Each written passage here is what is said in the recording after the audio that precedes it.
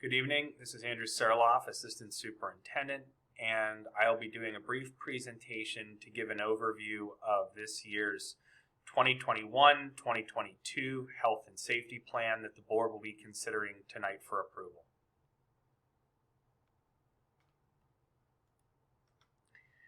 When we put this plan together and thought about our number one priority for this year, our number one goal is to have our students in school learning 5 days a week as often as possible. That is our North Star goal, is students in school and learning. This year's health and safety plan is a little bit different. It actually has parameters that were sent down from the federal government through the American Rescue Plan, and the Department of Education in our state is requiring it because all schools that receive ESSER funds, or the Elementary Secondary School Emergency Relief Fund, must have a publicly available health and safety plan for a safe return to in-person learning. That plan must align to the guidelines of the CDC. So you will see the CDC guidelines a little bit later in this presentation. In addition to the CDC, a few other agencies whose acronyms we've all become familiar with are Pennsylvania Departments of Health and Education, as well as the Allegheny County Health Department will also be featured in this presentation. The requirements of the plan were specific in that they must address the following areas to the greatest extent practicable. We talked about already CDC guidance, continuity of services for all students. So if the buildings or the school was once again forced into an online mode or into a hybrid mode of some sort, can we maintain continuity of service? And then finally, the very specific health and safety areas that would keep students, faculty, and staff safe with things like masking, distancing, respiratory etiquette, cleaning, sanitizing, and other similar areas that you can see listed on those bullet points. So those were the requirements of the health and safety plan.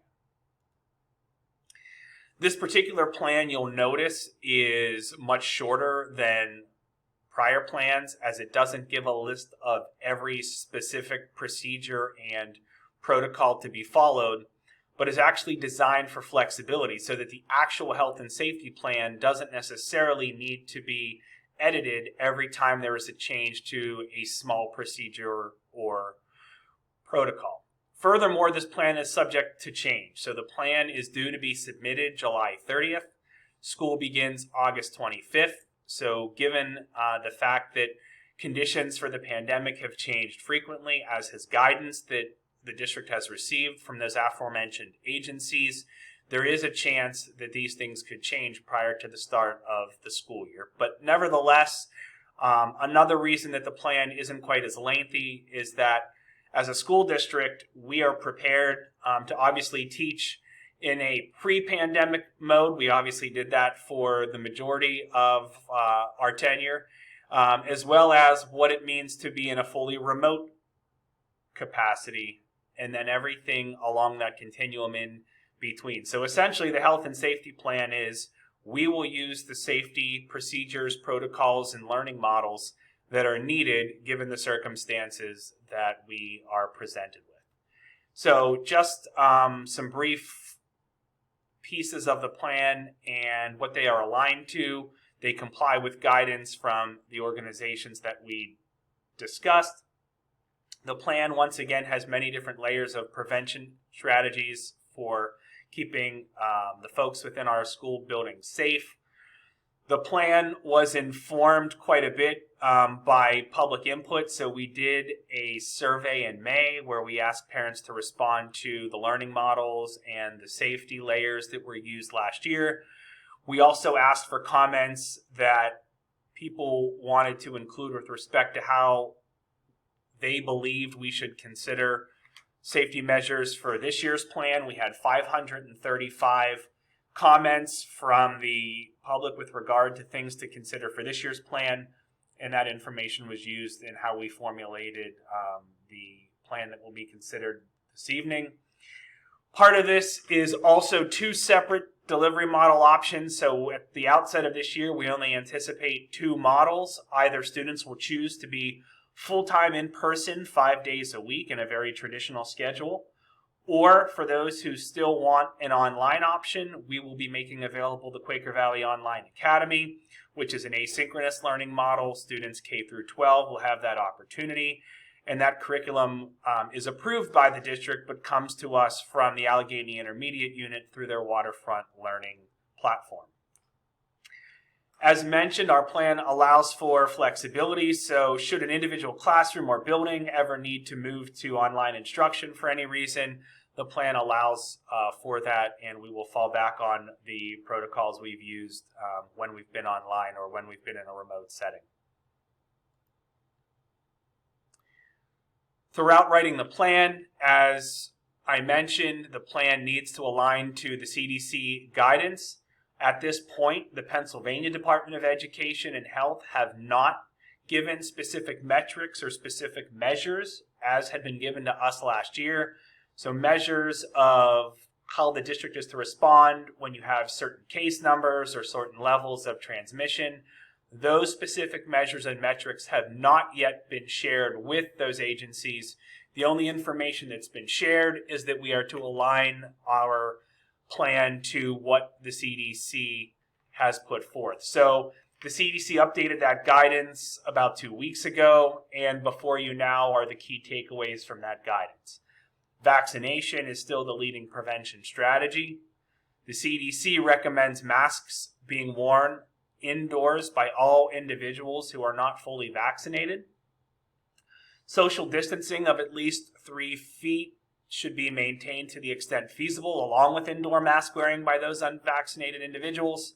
Screening, testing, ventilation, hand washing, staying home when sick, continuing the contact tracing and quarantine process that is required of us, cleaning, disinfecting. Those procedures are all still part of what they refer to as their layered mitigation strategies.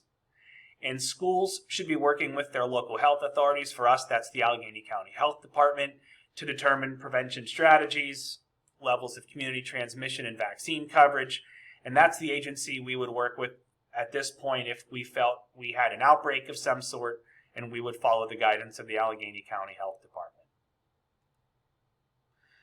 So this is a list of the layered prevention strategies that our plan expects to employ at the beginning of the school year. You'll see those listed there.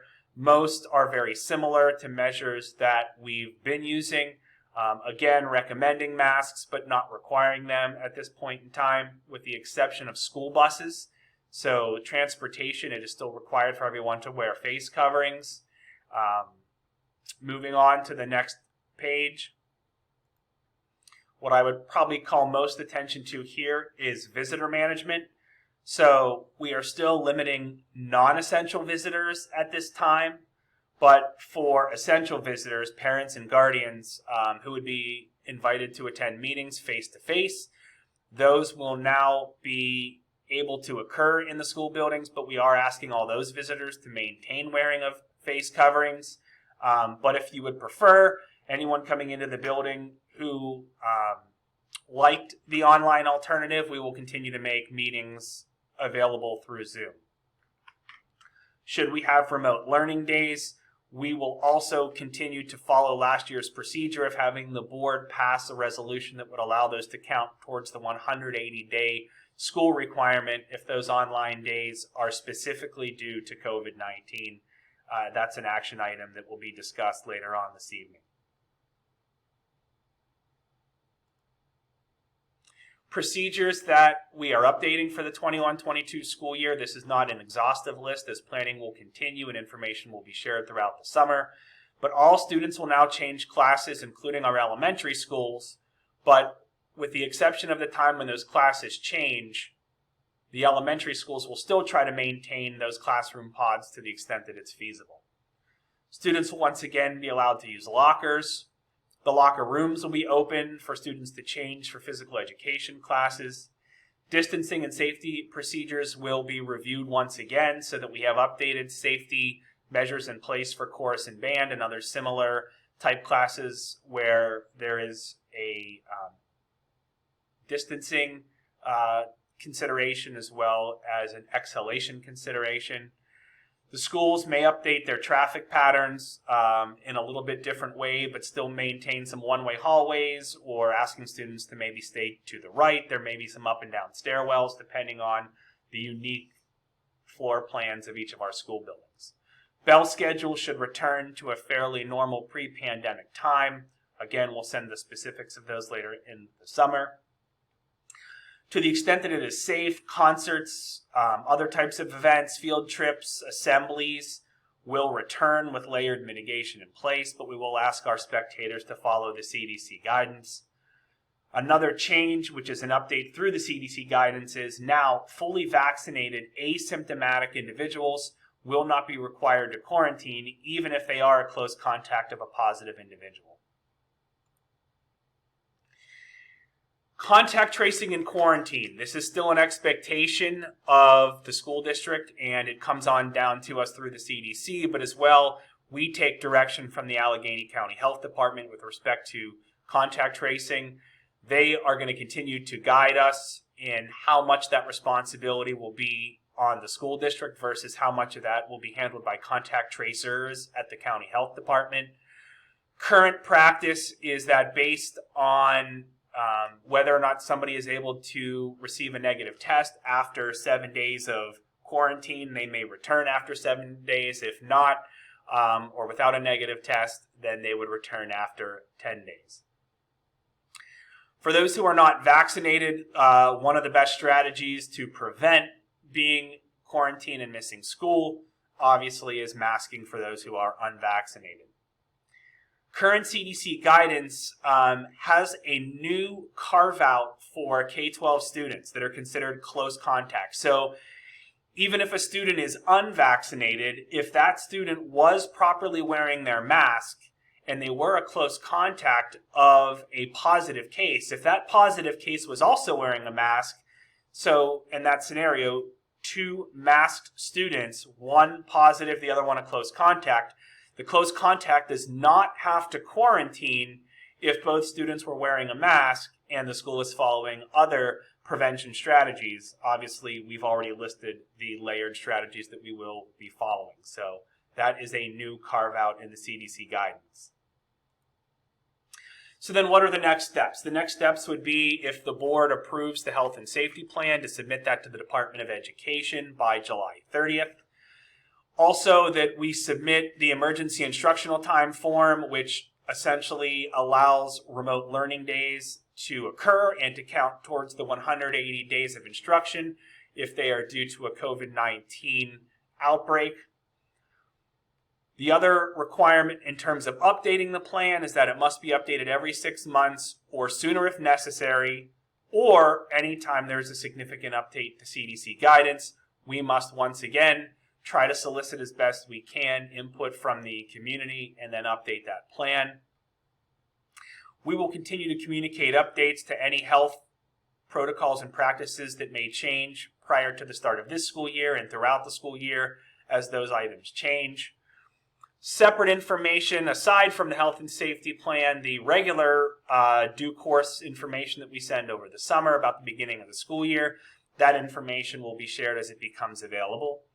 And probably the most important next step is that based on the approval of this plan and the communication of this plan, families will once again need to let the schools know whether they'll be choosing the on-campus 5-day program or if they will be requesting online learning through Waterfront. So that form will be sent very soon and families will be able to make those selections.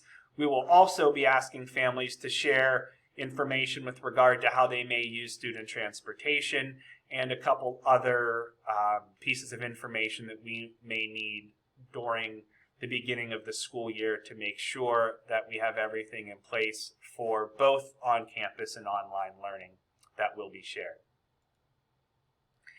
At this time, we will allow input from the community, and then from there, our board members who have questions will be able to ask questions and deliberate before they move into the voting portion of the legislative meeting.